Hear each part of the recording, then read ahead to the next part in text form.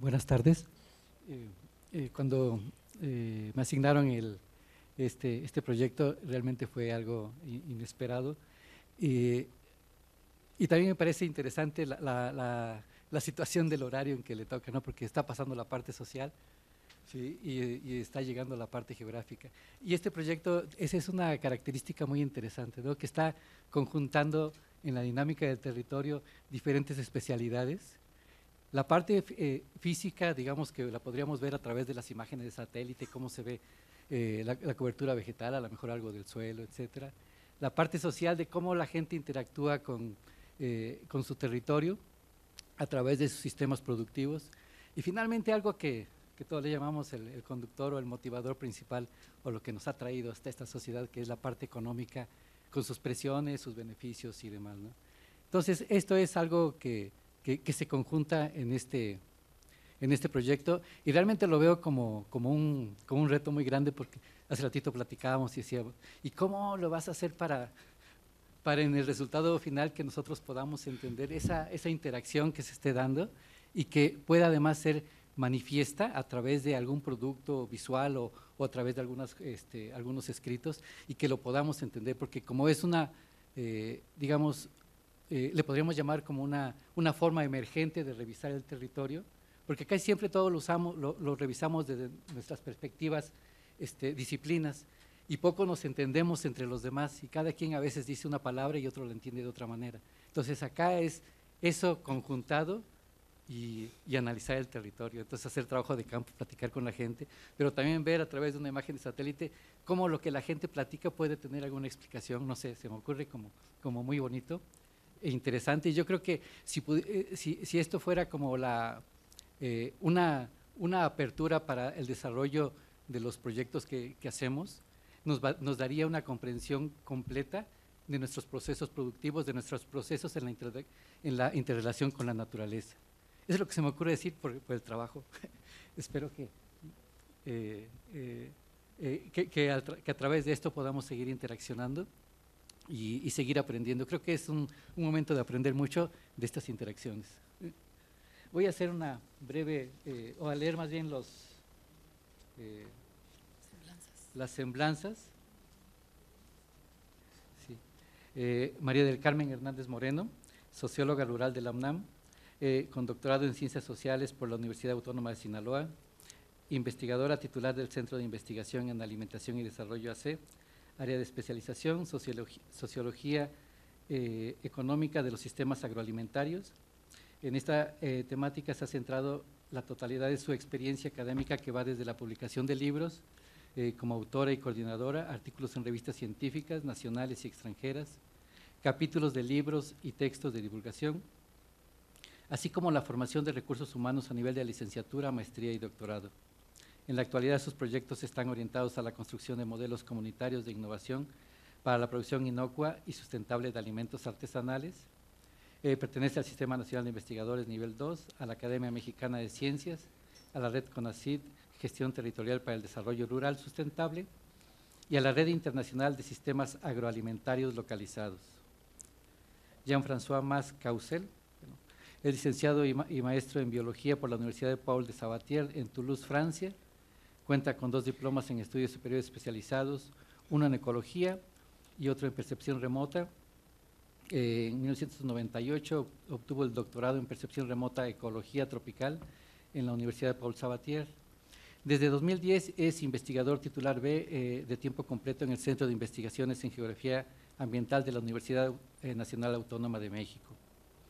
Entre sus principales líneas de investigación se encuentran el monitoreo y modelado de los cambios de las coberturas uso del suelo con base en imágenes satélite y sistemas de información geográfica, estudio de la fragmentación forestal y cartografía de la vegetación con base en percepción remota.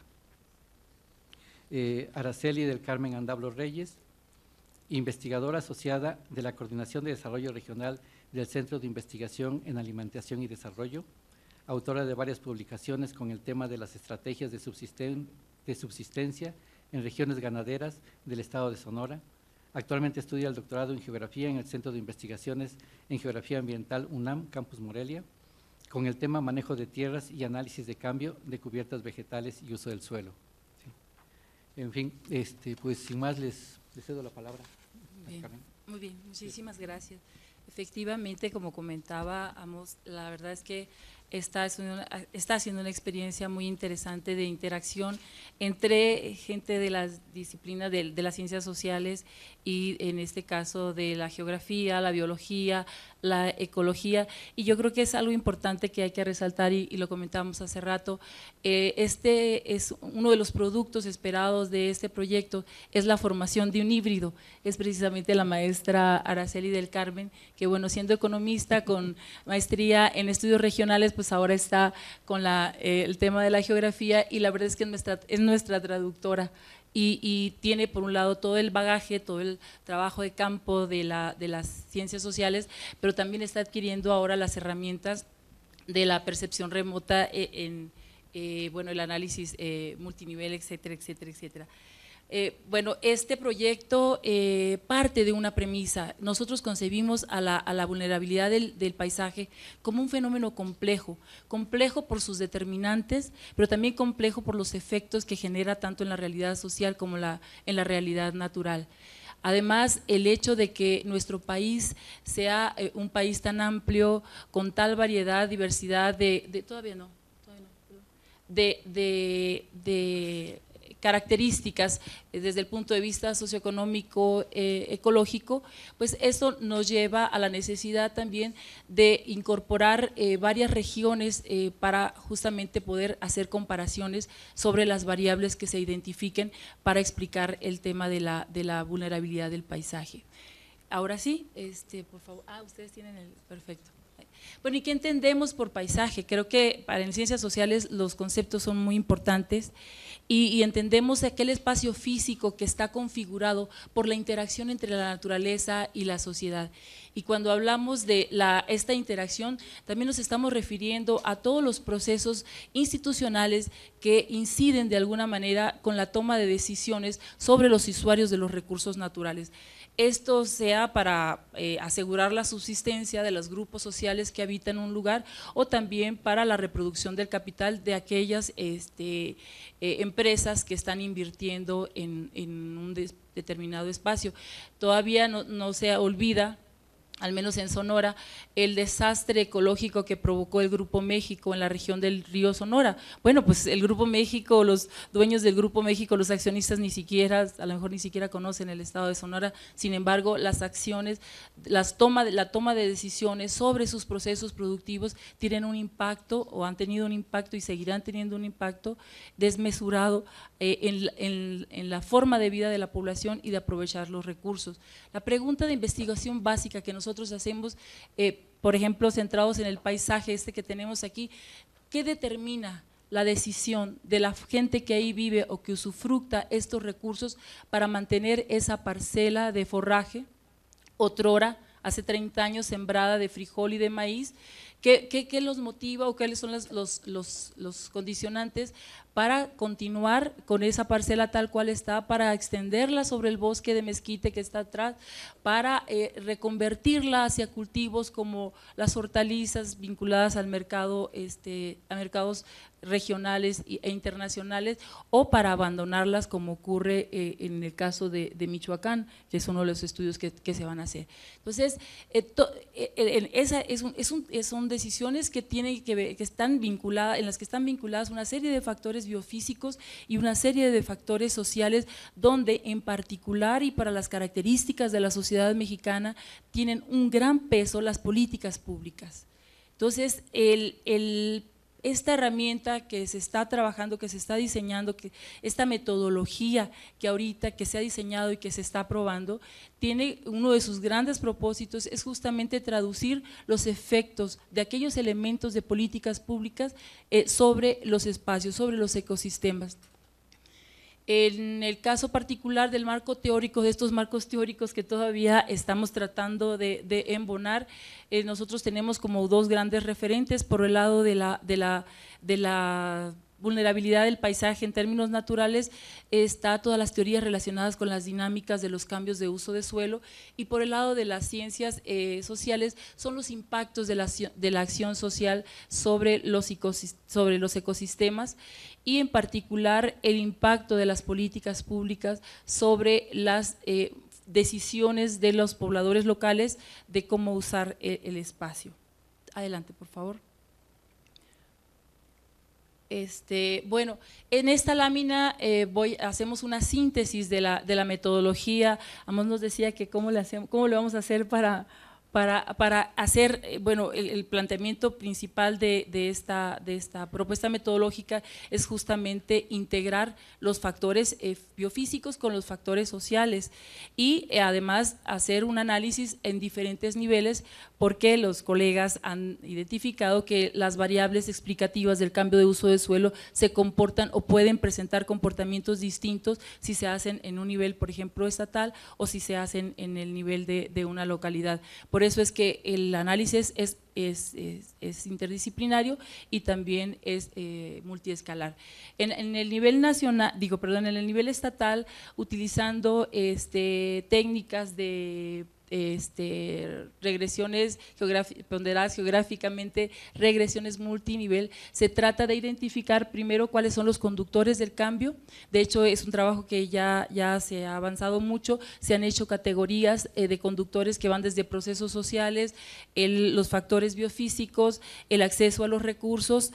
También a partir de esto se están identificando ya a nivel estatal cuáles son los puntos críticos en esa región específica sobre que han determinado o donde se notan cambios en el uso del suelo. Con estos, bueno, primero termino la parte estatal, y también con toda esta información a nivel estatal se busca identificar aquellas zonas representativas de ciertos patrones de cambio de uso de suelo para poder identificar aquellas regiones o zonas que de alguna manera permiten ratificar algunas hipótesis y generalizarlas, y otras zonas que son llamadas zonas de excepción, donde se tratará de trabajar de una manera mucho más profunda.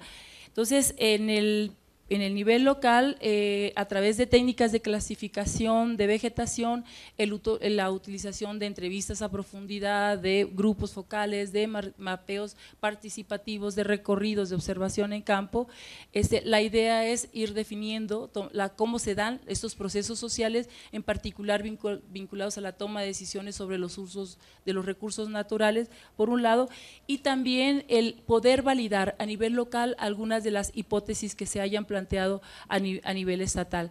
Como ve, esta metodología es un camino de constante ida y vuelta entre el plano local y el plano estatal y el plano local, tratando siempre de estar validando en los dos niveles de análisis.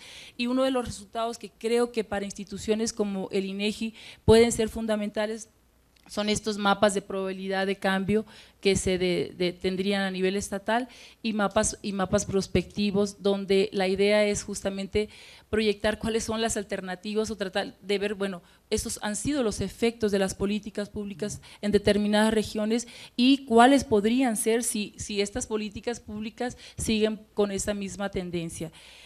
Finalmente, lo que subyace detrás de toda esta propuesta es que la vulnerabilidad del paisaje está condicionada por efectos tanto sociales como biofísicos, pero que que impactan a la vez. Muchas veces se tiende a pensar básicamente cuál es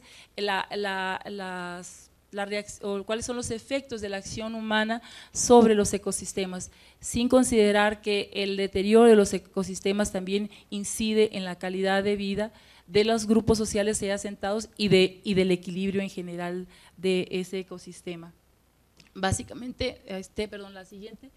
Los objetivos, no me voy quiero darles ya la palabra a mis colegas, no me voy a detener en leerlos, ustedes consideran que sí.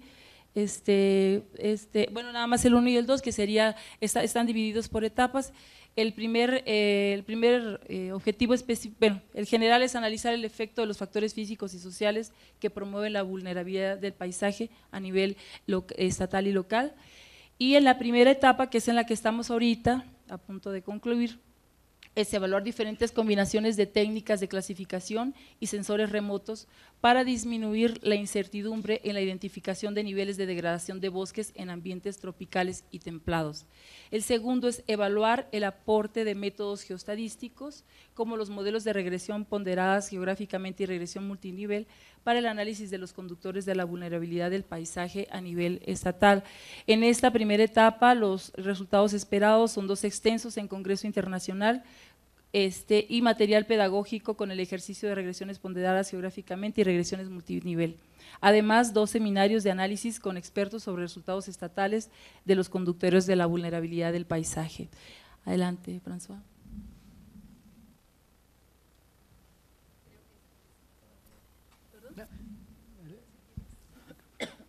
Bueno, básicamente somos un grupo entonces interdisciplinario, pero también de varias partes de la República, ¿no? Unos en el norte, otros en el centro y otros en el sureste, de tal modo que pudimos llevar a cabo, digamos, el proyecto en 4 estados, ¿no? Sonora, Michoacán, Guanajuato y Chiapas. Básicamente, bueno, sería entonces un poco para tener una representación un poco de la diversidad del país. Entonces, el primer objetivo, o sea, yo voy a comentar los aspectos un poco más técnicos del proyecto, y el primero es un poco el aspecto de tratar, digamos, de tener una cartografía más detallada o más fiable sobre los tipos de cobertura, uso del suelo y sobre, en particular para los bosques, el grado de degradación que pueden presentar. Entonces, bueno, mapear la vegetación, pues en México, ya lo saben muy bien los de INEGI, no es una tarea nada fácil, porque tenemos un país muy diverso, con tipos de vegetación muy dinámicos, que pueden presentar una gran variabilidad, dependiendo, por ejemplo, del periodo del año, dependiendo de la fenología, con paisajes muy complejos debido a las actividades humanas, ¿no? Por ejemplo, paisaje donde hay actividades de rosa, tumba y quema, donde tenemos un mosaico de potreros, de milpitas y de acahuales en diferentes grados de recuperación y de fragmentos forestales, lo que hace que desde el punto de vista, digamos, de la percepción remota, son casos muy complicados, ¿no? Donde tenemos píxeles que pueden presentar, digamos, respuestas mezcladas de diferentes tipos de cubierta, como los quisiéramos clasificar. Vamos a tener muchísimas categorías y vamos a tener también un problema muchas veces de confusión espectral, es decir, que finalmente la información que nos brinda una imagen de satélite pues no es muy rica, ¿no? Y no es necesariamente muy relacionada con lo que queremos, digamos, clasificar en la imagen. Es decir, que esta respuesta espectral muchas veces va a ser muy similar para diferentes categorías que del punto de vista pues, del cartógrafo pues, él quisiera poder discernirlas. Entonces, bueno, existen pues, muchísimos métodos y enfoques, ¿no? Para procesar estas imágenes de satélite. Bueno, trate de poner algunos ejes, ¿no? Que serían un poquito como la manera de abordar el problema. Un eje podría ser, bueno, hay unos enfoques totalmente visuales, es decir, que aquí tenemos un fotointérprete que va a interpretar la imagen con muchísimos criterios, ¿no?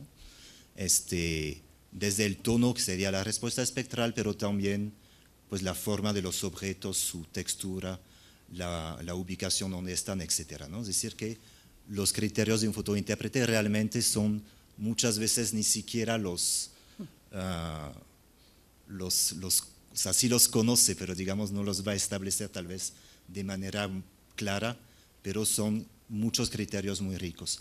Y del otro lado tenemos enfoques mucho más cercanos a las estadísticas, en los cuales vamos a tener procesos automáticos de clasificación de estas imágenes.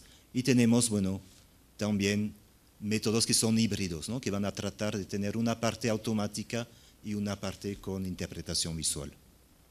Bueno, dentro de los clasificadores automáticos tenemos unos enfoques que más bien son, digamos, basados en la celda, en el píxel de la imagen, y otros que tratan de ser un poco más sofisticados, tratando primero de identificar objetos dentro de las imágenes antes de clasificarlos. Finalmente, bueno, estos métodos pueden ser, digamos, más o menos sofisticados en cuanto, digamos, al algoritmo de clasificación. Algunos son paramétricos, es decir, que tienen supuestos sobre la respuesta, digamos, de cada objeto, y otros son más flexibles.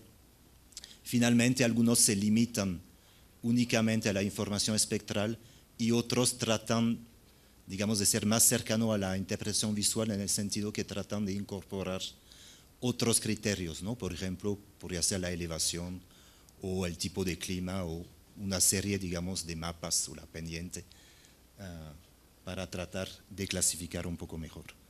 Entonces, bueno, nosotros tratamos de ver un poquito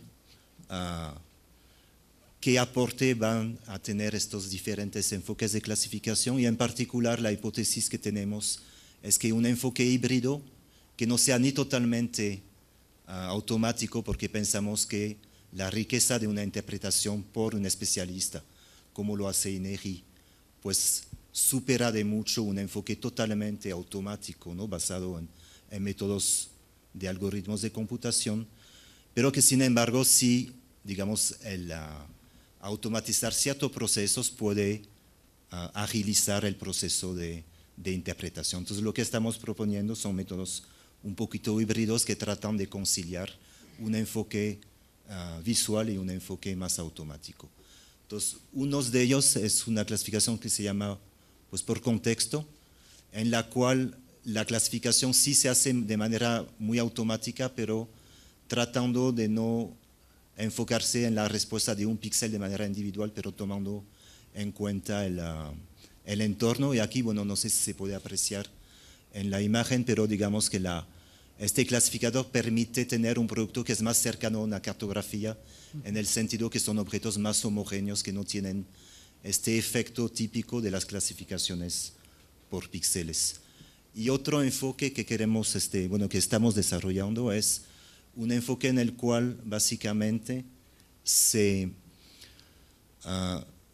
está actualizando una base de datos preexistente. O sea, se puede actualizar o se puede afinar teniendo más detalles, una escala más pequeña, ¿no? Con más detalles, o se pueden detectar cambios. En realidad puede servir este método para, digamos, estos tres objetivos.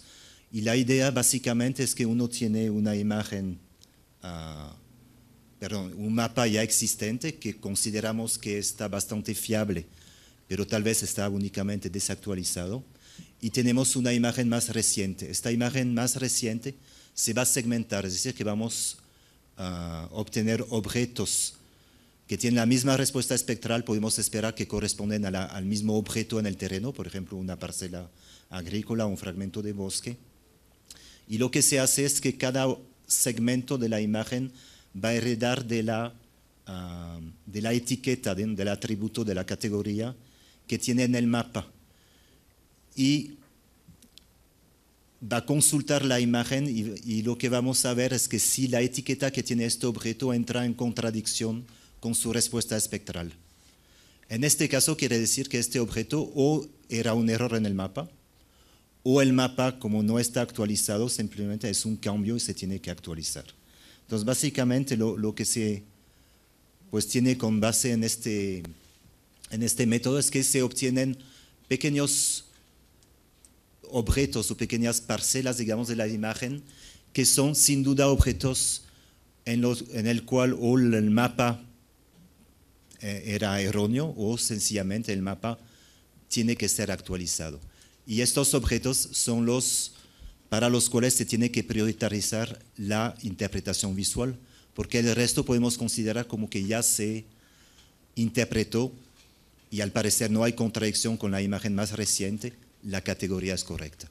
Entonces, bueno, es una forma que aplicamos para Michoacán que nos permite actualizar cartografía de manera relativamente ágil, teniendo las ventajas de una interpretación visual, pero agilizando este proceso. Y bueno, el mapa que obtuvimos, hicimos una evaluación de su fiabilidad y obtuvimos resultados que son bastante satisfactorios, ¿no? Con relativamente pocos errores, ¿no? Pero aún, bueno, hay una cierta cantidad de errores de clasificación. Entonces eso, bueno, era un poco el aspecto, digamos, de la búsqueda de métodos de cartografía pues, más eficiente. El otro objetivo es un poco analizar los conductores de los cambios que podrían ser deforestación o degradación de las cubiertas forestales desde un enfoque, digamos, de sistema de información geográfica. Entonces, básicamente lo que se hace es que uno tiene que mapear los cambios, por ejemplo, la deforestación, lo que se podría hacer con este método. Y lo que se busca básicamente es relacionar los cambios dentro de un sistema de información geográfica con variables que son conductores o proxy, digamos, de los conductores de estos cambios. Entonces, por ejemplo, si llevamos a cabo este tipo de estudio, muchas veces se va a demostrar pues, cosas que son bastante obvias, pero que la relación, por ejemplo, que hay una relación entre deforestación y pendiente o accesibilidad o densidad de población o este tipo de variables conductores de los cambios, ¿no? Y es un enfoque que es bastante estadístico, ¿no? Es decir, que se hace a través del cálculo, por ejemplo, de coeficiente de correlación o de la elaboración de modelos de regresión lineal. Ahora, muchas veces la información que tenemos como conductores o como, digamos, variable, por ejemplo, socioeconómicas que podríamos asociar con las tasas de cambio, son datos que tenemos únicamente al nivel de municipio.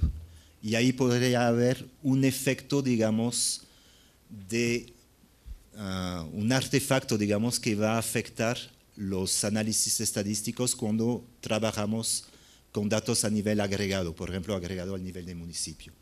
Entonces, por ejemplo, en esta diapositiva podríamos ver que si los parches azules, ¿no?, que dibujé ahí, podemos ver que están asociados más bien en el modelo digital de elevación con pendiente baja.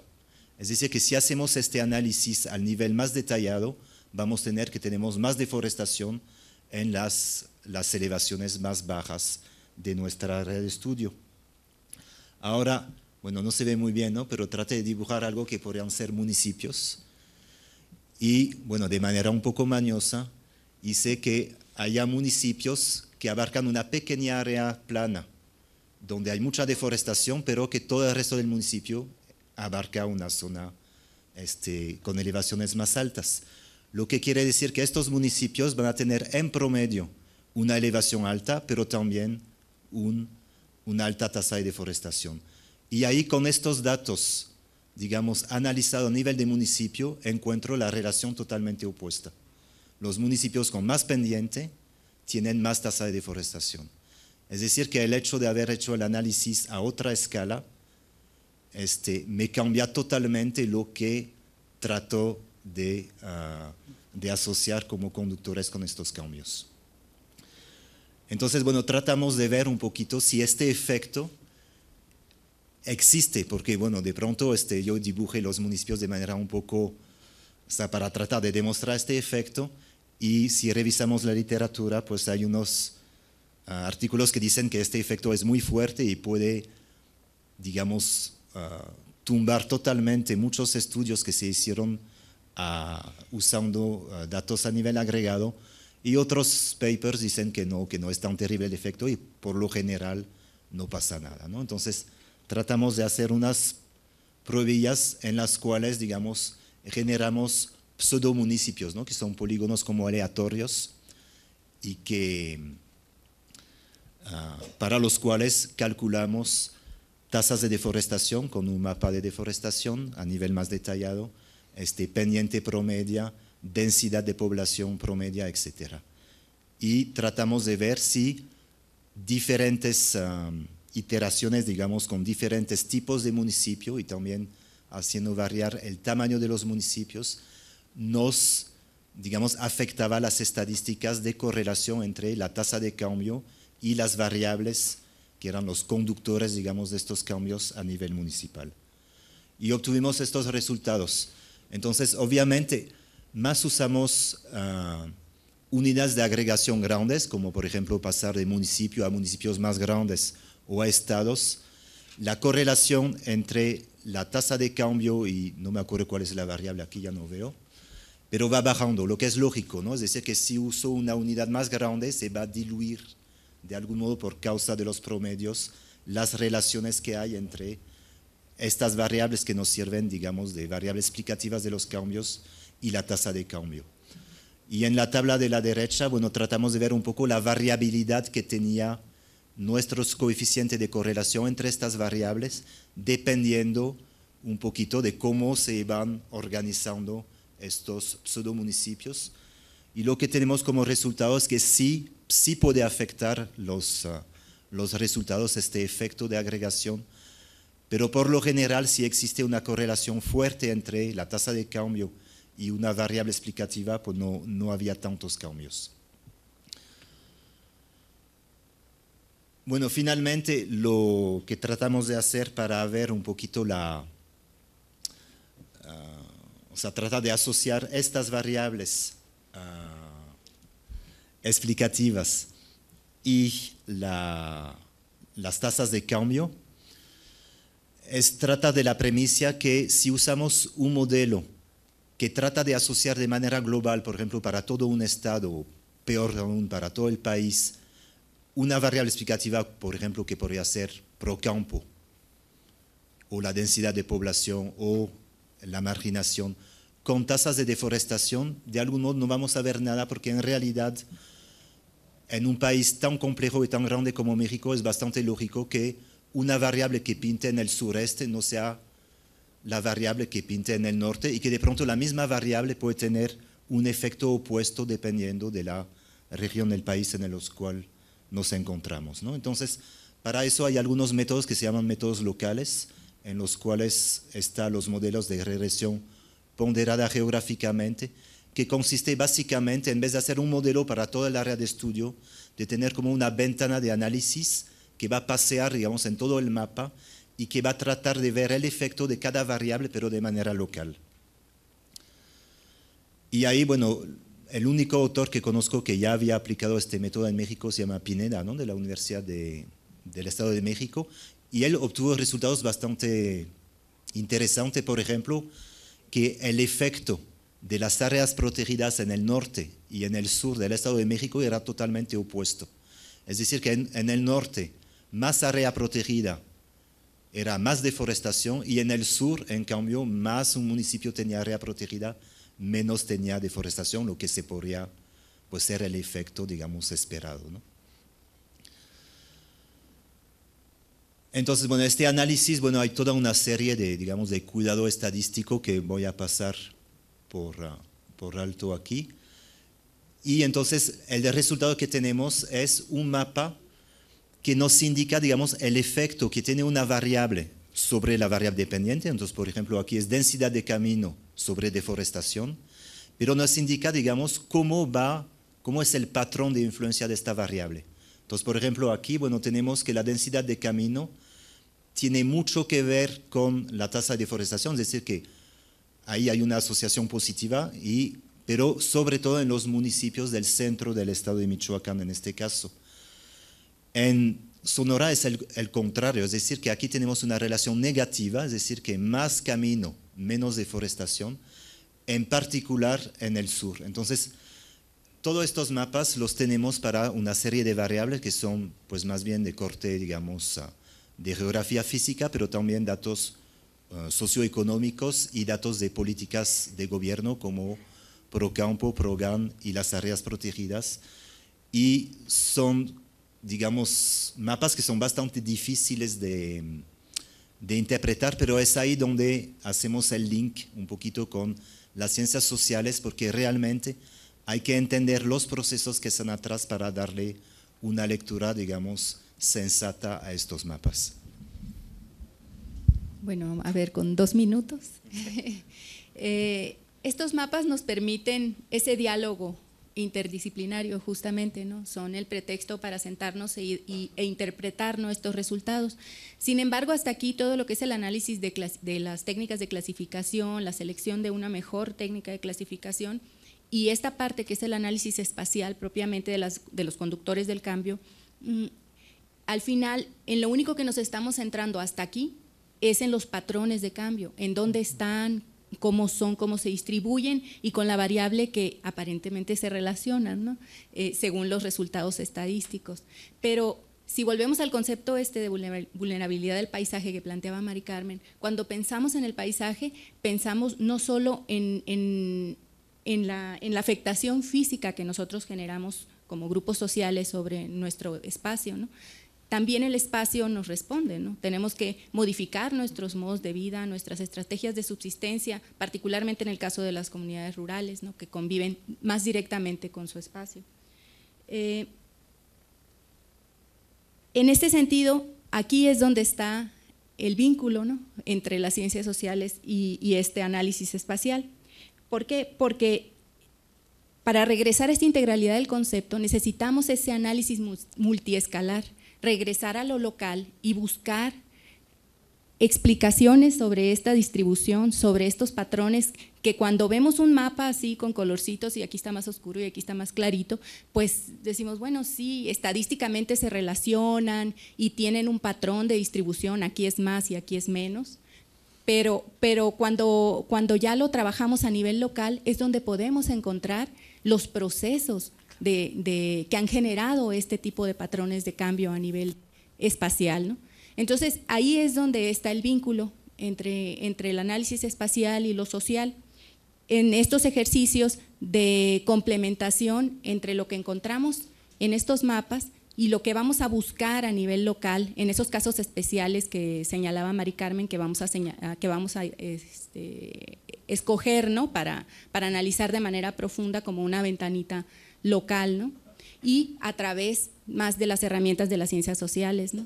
Y el uso de estas técnicas como el mapeo participativo, las entrevistas a profundidad, y en donde seguramente de ahí vamos a obtener o algunas otras variables que podemos espacializar y que podemos representar de esta manera a nivel estatal en la otra escala, ¿no?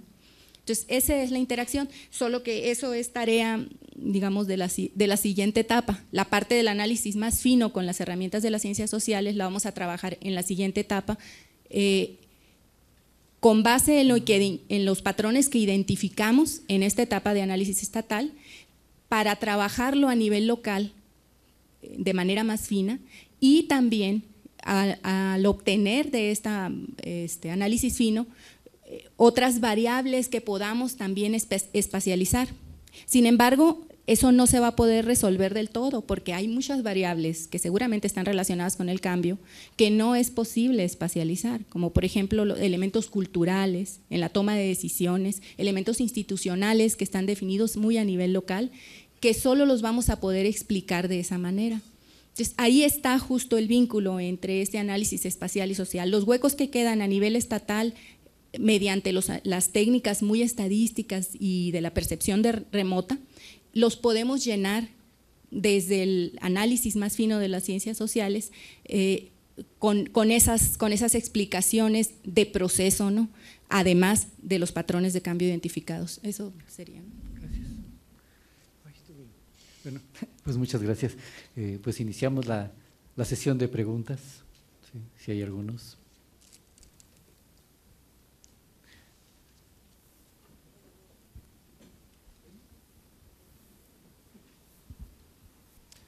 Guillermo Real, Sedatu, y más que pregunta, es un comentario. Antes que nada, felicitarlos, es un gran trabajo en la nueva Secretaría de Desarrollo Agrario, Territorial y Urbano. Nos encontramos con que pues este tipo de análisis pues no se había hecho hasta ahora, ¿no?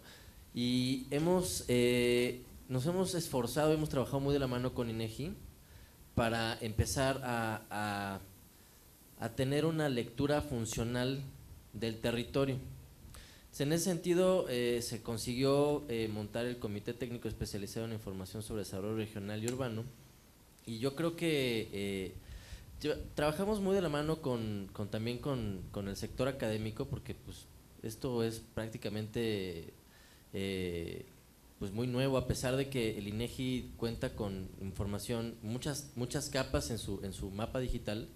Las relaciones que uno puede empezar a encontrar a través del análisis geoespacial, pues resultan a veces increíbles, ¿no? Entonces, pues yo quisiera extenderles una cordial invitación a nombre de la Secretaría, a que si nos pueden acompañar en el comité, porque seguramente será muy valioso este aporte. Ya tenemos la metodología de un sistema urbano rural, que es como la primera aproximación que hicimos para leer funcionalmente el territorio, y en este sentido, lo que comentabas al último de variables culturales, nos encontramos que, por ejemplo, Secretaría de Relaciones Exteriores tiene georreferenciados ciertos monumentos, y a lo mejor pues no tiene la misma información, no tiene el mismo peso, yo sé, pero a lo mejor se pueden utilizar para sacar otro tipo de conclusiones, ¿no? Entonces, esa es mi aportación. Muchas gracias. ¿Algún otro comentario o preguntas? O como está ni totalmente geográfico ni totalmente social, ya no hay preguntas.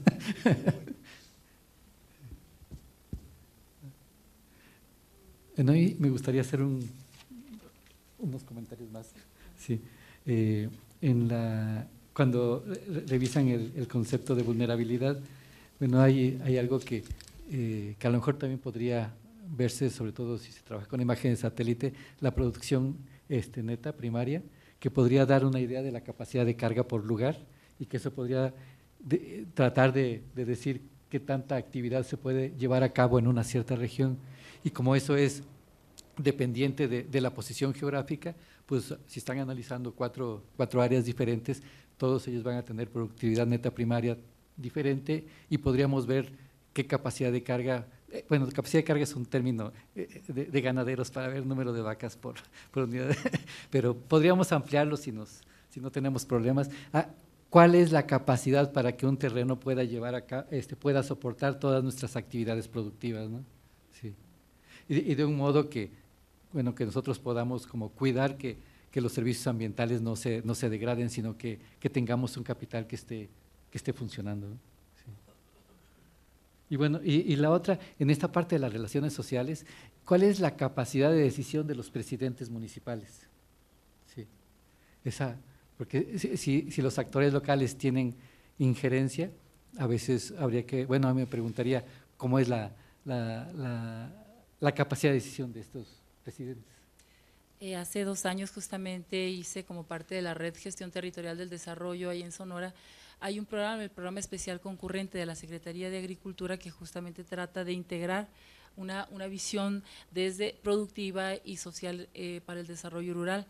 Y bueno, me di a la tarea desde analizar cuáles eran los rubros que comprendía el programa a nivel federal, cómo llegaban al Estado, y cómo y si los municipios lo aprovechaban. Y la verdad es que en la medida en que vas bajando, o sea, de la federación, todo perfecto, muy bien definidos los presupuestos integrados y demás en el programa, en el presupuesto federal. Luego bajas a los estados y uno le pregunta al delegado de Sedesol si conoce el programa especial concurrente, porque además hay tantos millones de pesos destinados al estado de Sonora como con ese objetivo de esa visión integral del desarrollo. Por supuesto que desde ahí ya se rompe. Y cuando uno llega al nivel municipal, a la conclusión que yo llegué es que mientras más aislado sea el municipio, el presidente municipal tiene muchísimo menor capacidad de gestión. Entonces, ni siquiera tiene la información suficiente. a ese grado, a esa situación difícil. Entonces, esto de las decisiones es algo muy importante, porque algo que por las premuras no dije, fue que en esta toma de decisiones el tema de la institucionalidad también tiene que ver en esas interacciones con los actores locales, pero los actores que están fuera de la localidad.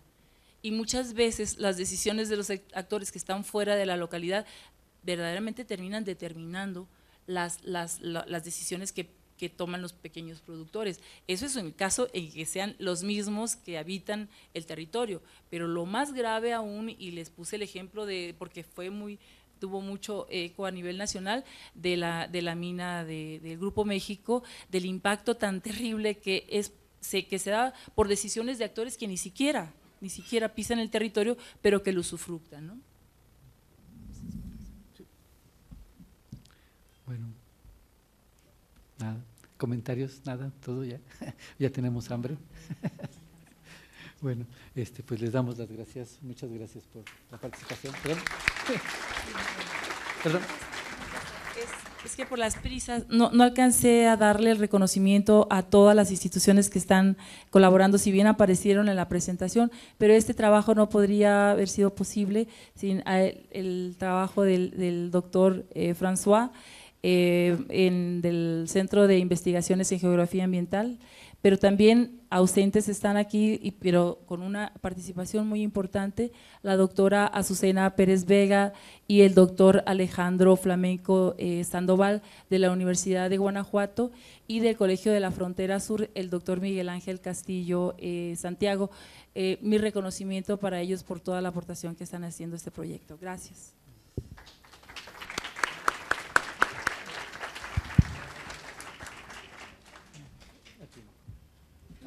Bueno, pues muchas gracias a todos. Esperamos su presencia el día de mañana.